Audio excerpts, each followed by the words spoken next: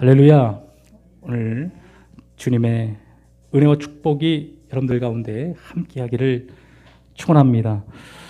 지난주 여러분들 말씀을 기억하시는지 모르겠습니다. 지난주 12회를 혈루증으로 괴로움과 고통 속에서 모든 것을 허비하고 탕진해버린 여인에 대해서 우리가 함께 살펴보았습니다.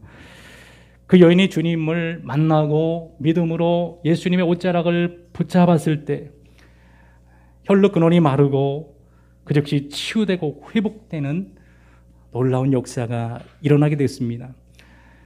세상에서 잃어버리고 탕진해버리고 소진돼버린 우리의 삶이 예수님을 통해서 생명이 회복되고 우리의 삶이 회복되고 탕진하는 것들과 허비되는 것들이 여러분 멈춰지는 역사가 일어날 줄 믿습니다.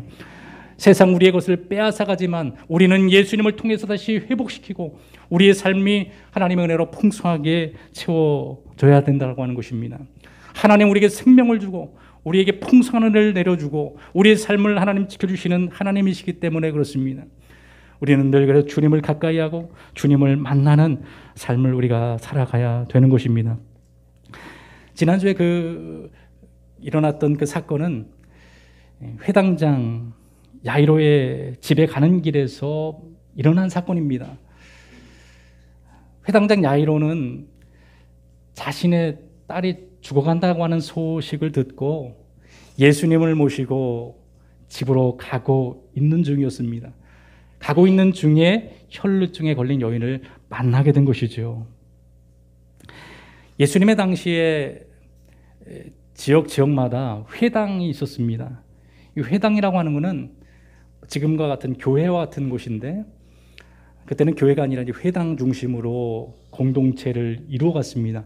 그곳에서 예배도 드리고 성경 공부도 하고 교제도 나누고 여러 가지 행사도 하는 그런 모든 것들이 그곳에 이루어지는 그 공동체였고 마을의 중심지였다고 하는 거지요.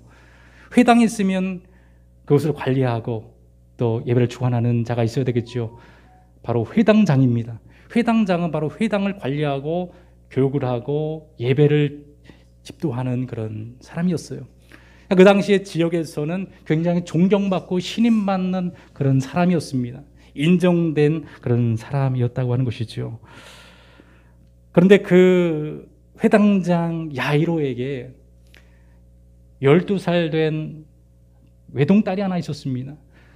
하나밖에 없는 딸이 병이 들어 죽어간다고 하는 소식을 듣게 된 거예요. 얼마나 여러분 하늘이 무너지는 소식입니까?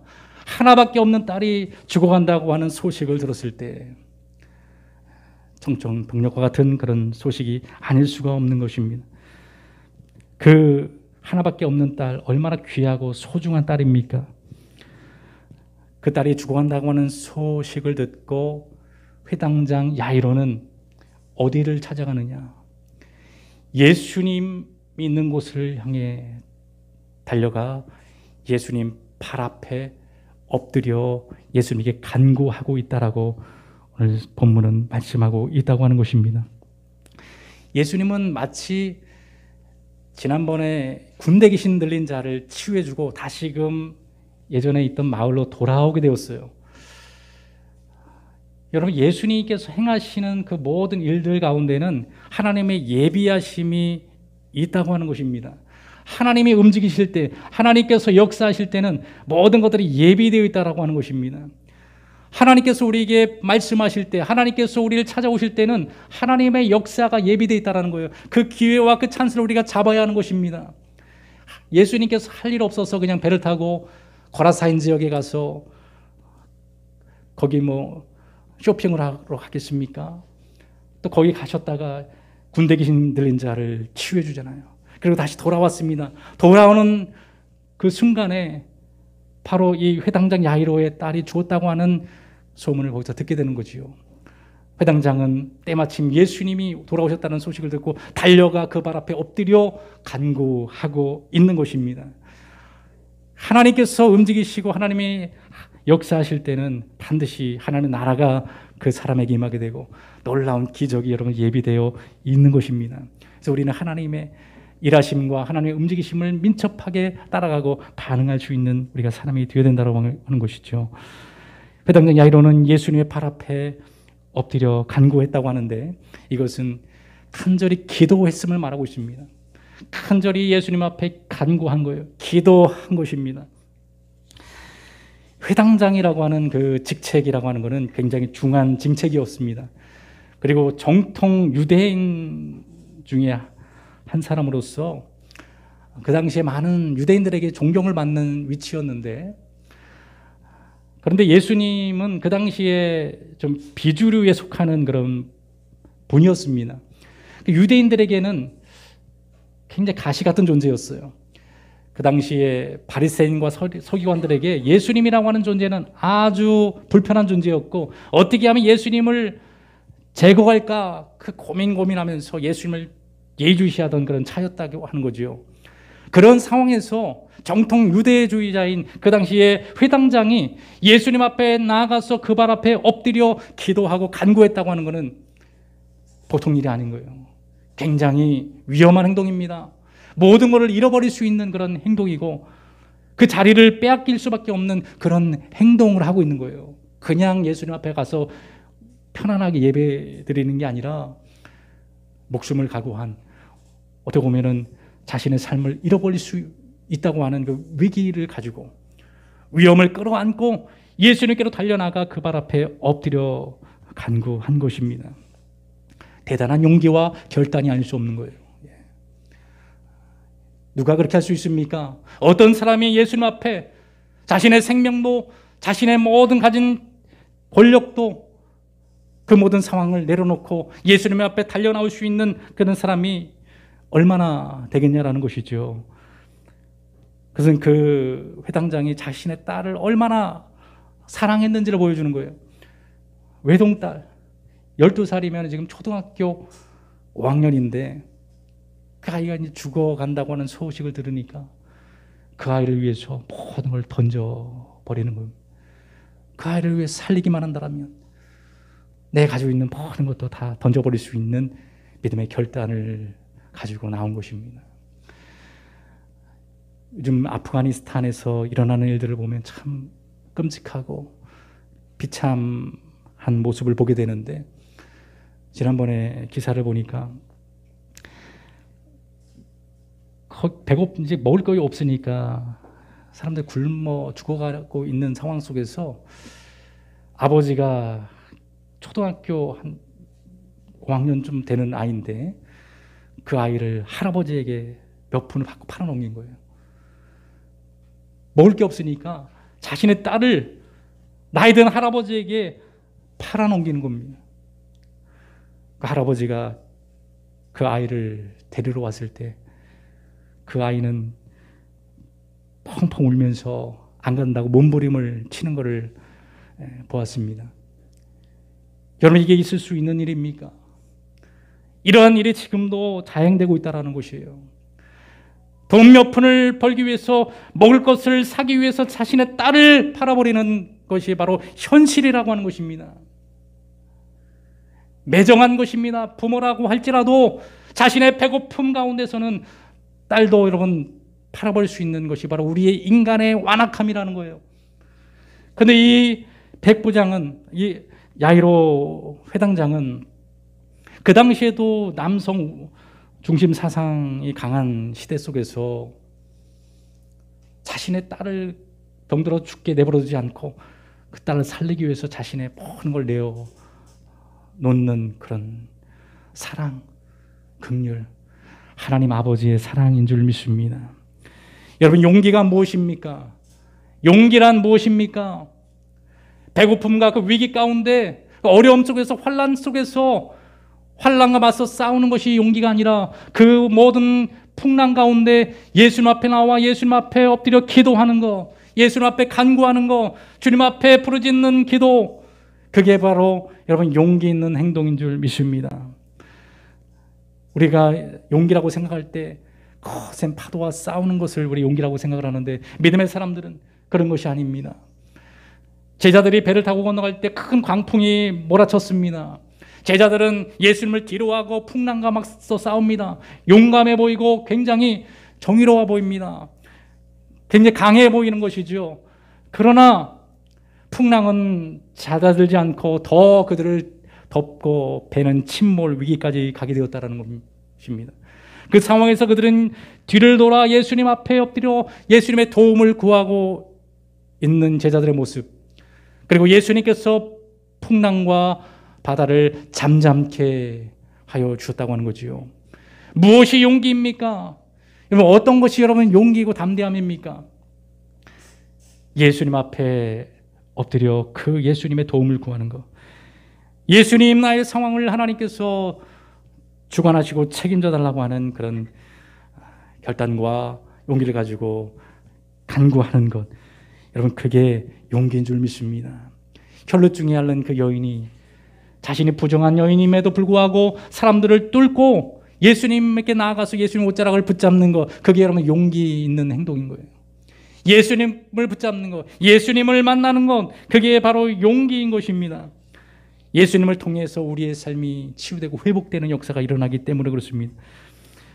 우리는 내가 세상과 싸우는 인생이 아니라 하나님이 나의 인생을 대신 싸워주시는 인생이 여러분 돼야 될 줄 믿습니다.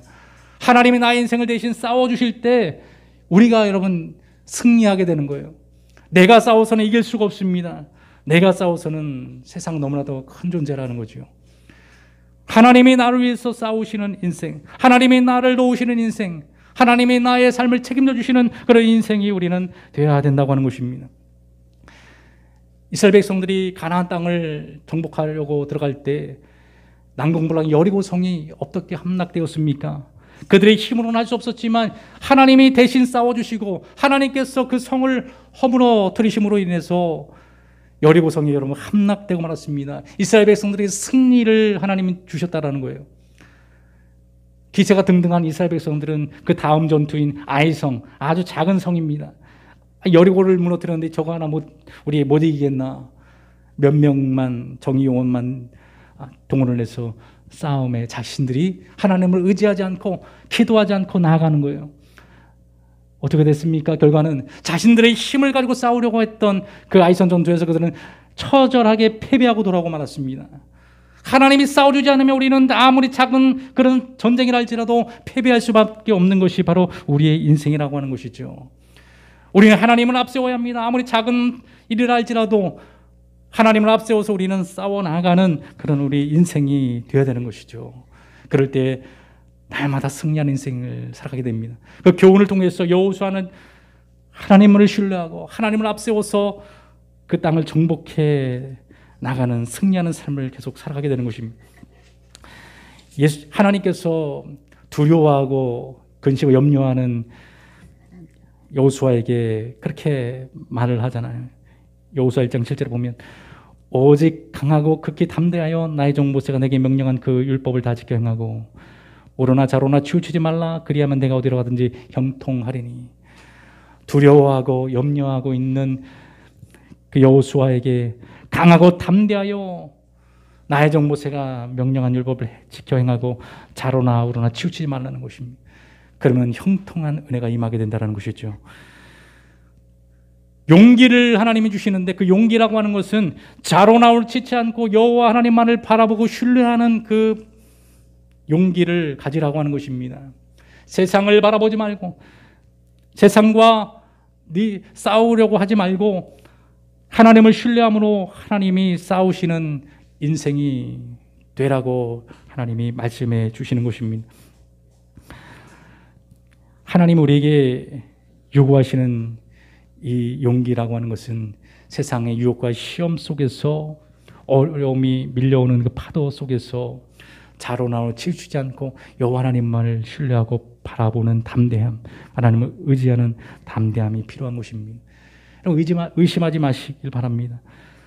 흔들리지 마시기 바랍니다. 하나님은 우리 인생을 주관하고 있다고 하는 것입니다. 우리 앞서서 싸워 주신다고 하는 것입니다. 이 회당장이 예수님 앞에 나와 엎드려 간구했다고 하는 것은 이 모든 것을 내려놓는 행위인 것이죠. 우리도 주님 앞에 날마다 우리의 모든 걸 내려놓고 주님을 신뢰하고 간구할 수 있는 신앙이 되어야 되고, 기도한다고 하는 것은 하나님을 의지하는 적극적인 이런 표시이고 행위인 것입니다. 야이로의 간구를 들으시고 예수님께서는 그 죽어가는 딸을 살리려고 이제 가고 있습니다.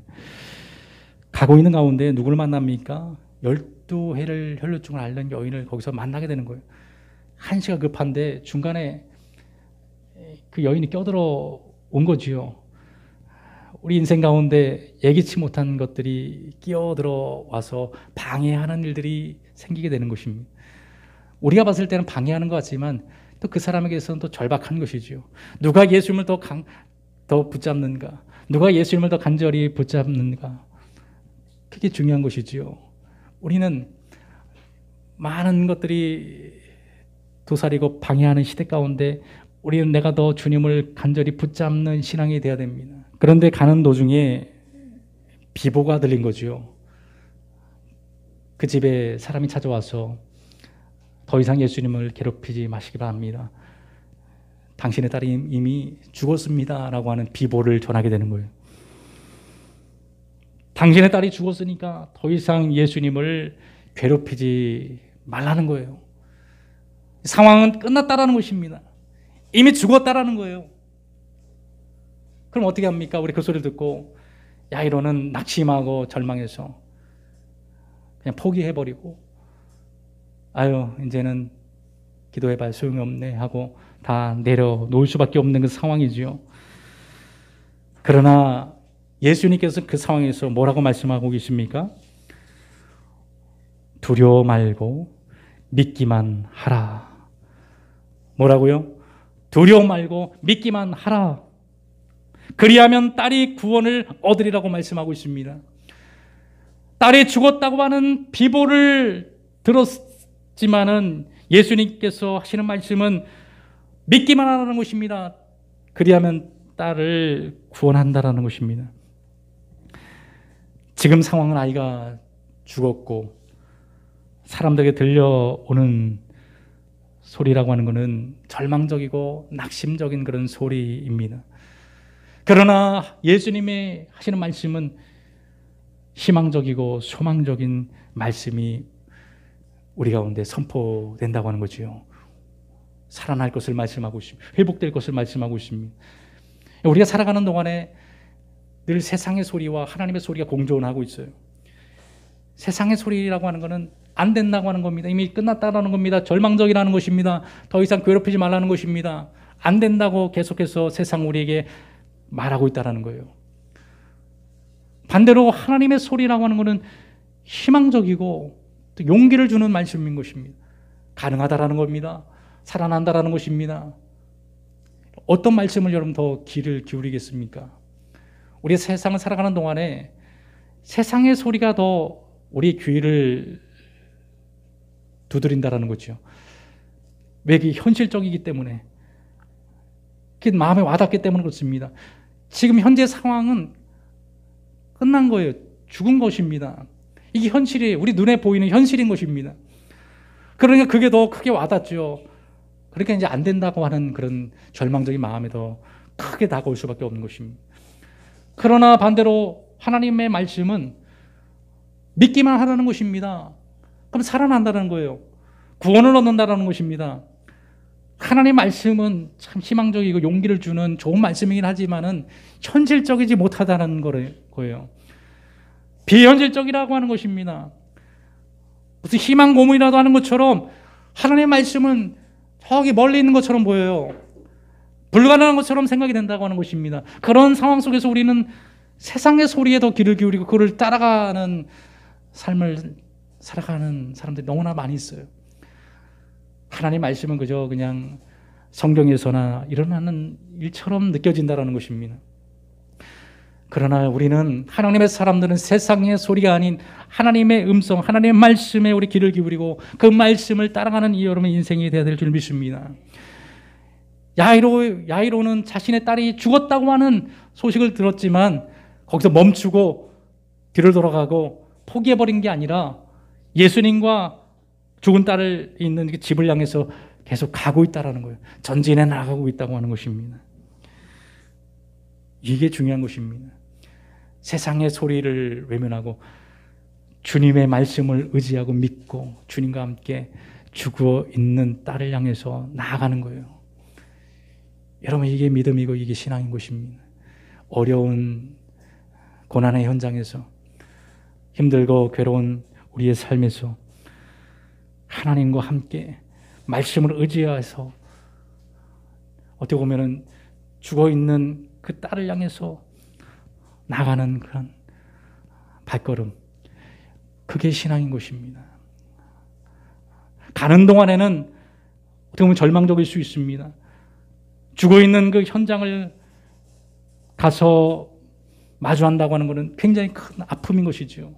그렇지만 그 아픔을 끌어안고 그곳을 향해 나가는 것입니다. 주님과 함께 나아가는 것입니다. 비로소 그곳에 도착했을 때는 그 고난이 더 극대화되어서 다가오는 걸 보게 됩니다. 이미 통곡을 하고 있는 거예요. 곡을 하고 있는 거예요. 사람이, 딸이 죽었으니까, 회당장 야이로의 딸이 죽었으니까 사람들이 곡을 하고 있는 겁니다. 아이고 아이고, 그러는 비극적인 울부짖는 소리 가운데 예수님께서는 베드로와 야고보, 요한을 따로 데리고, 그리고 그 부모를 따로 데리고 죽어있는 아이 집으로, 방으로 들어가게 됩니다. 그리고 예수님께서 말씀하시기를 울지 말라, 죽은 것이 아니라 잔다라고 말합니다. 울지 말라, 죽은 것이 아니라 잔다라는 거예요. 그 아이는 죽어 있는 게 아니라 지금 자고 있다고 예수님은 말씀하고 있는 것입니다. 사람들의 시각과 사람들의 반응과는 전혀 다른 예수님의 반응인 것이지요. 우리는 죽어 있다고 생각하지만 주님이 봤을 때는 자고 있는 것으로 보는 것입니다. 사람들이 그 소리를 듣고 비웃기 시작했어요. 아이고, 예수님이 뭘 잘못 드셨나? 죽었는데 잔다고 말할 정도로 예수님의 분별력이 그렇게 없으신가? 현실 감각이 그렇게 떨어지시나? 사람들이 비웃을 수밖에 없는 거죠. 성경 보면 또 이렇게 비웃는 여인이 한 명 또 있었죠. 구약 성경에 보면 아브라함의 아내 사라입니다. 사라는 하나님께서 아브라함에 나타나서 내년 이맘때 사라에게 아들이 있을 것이다 라고 말했을 때 사라는 껄껄거리면서 비웃었습니다. 아이고, 하나님, 어떻게 이 나이에 아이를 출산할 수 있습니까? 내년이면은 내가 90살이고 내년이면 아브라함이 100살인데 어떻게 아이를 낳는단 말입니까? 속으로 막 비웃는 거죠. 근데 말씀을 의지했던 아브라함을 통해서 어떻게 됐습니까? 내년 그맘때에 이삭을 낳는 하나님의 약속이 이루어지게 되었다고 하는 것입니다. 하나님의 축복의 아들이 여러분 그 가정에 임하게 된 것이죠. 예수님은 그 자고 있는 딸의 손을 붙잡고 말씀하십니다. 아이야 일어나라, 아이야 일어나라고 말씀하십니다. 그 손을 잡고 일으키시며 아이야 일어나라고 주님은 그 죽고 있는, 자고 있는 딸을 향해서 선포하였을 때 그 영이 다시 돌아와 살아나는 축복이 여러분 임하게 되었습니다. 이게 바로 하나님의 말씀인 것이, 하나님의 말씀이 살아있고 능력이 있는 말씀이기 때문에 하나님 말씀을 의지해서 죽어있는 환경과 상황을 향해서 돌진하며 나갈 때, 그리고 명령하고 선포할 때 죽은 환경과 상황들이 다시금 소생하고 살아나는 역사가 일어나는 것입니다. 이게 바로 믿음의 행보인 것입니다. 믿음의 사람들이라고 하는 것이죠. 우리는 믿음으로 끝까지 우리의 절망적인 상황을 향해서 나아가야 하는 것입니다. 주님과 함께 말씀을 신뢰함으로 나아가서 죽은 것 같은 상황을 향해서 선포하고 하나님의 말씀을 증거해야 하는 것입니다. 그럴 때 죽은 모든 상황들이 다시 살아나는 것입니다. 회복의 역사가 일어나게 되는 것입니다. 믿음의 역사입니다. 말씀의 역사인 것이죠. 하나님께서는 사랑과 자비의 하나님입니다. 무자비한 분이 아니에요. 죽어가는 영혼들을 보면서, 굶어 죽어가는 사람들을 보면서 그냥 내버려두고 팔아넘기는 그런 무자비한 하나님이 아니라는 것입니다. 사랑과 은혜와 긍휼의 하나님이십니다. 우리의 상황을 하나님 긍휼히 여기시고 우리의 상황을 불쌍히 여기시고 하나님 우리의 상황을 치유해 주기를 원하고 우리의 상황을 하나님 고쳐주시기를 원하고 일으켜 세우기를 원하고 살려주기를 원하시는 것입니다. 긍휼이 풍성하신 하나님 앞에 우리가 나올 수 있는 담대함, 또 기도할 수 있는 담대함, 그 용기가 우리에게 필요할 뿐인 것입니다. 그 용기를 통해서 우리의 삶을 다시금 회복시키고 일으킬 수 있는 역사가 우리의 강호 담대한 용기를 통해서 나타나게 되는 것입니다. 그게 바로 믿음인 것이죠. 우리는 이 땅을 살아가면서 많은 비보를 듣고 많은 세상의 절망적인 소리를 들으며 살아갑니다. 한편으로는 하나님의 말씀을 통해서 희망적이고 소망적인 말씀을 듣게 됩니다. 여러분, 세상의 그런 절망적인 소리를 차단하고 하나님의 말씀을 의지해서 회당장 야이로처럼 멈추지 않고 믿음을 향해서 또 그 환경을 향해서 나아감으로 말미암아 다시 깨어나는, 다시 살아나는, 회복되는 놀라운 축복들이 여러분들 삶에, 우리 삶에 이루어지기를 주 이름으로 축원을 드립니다.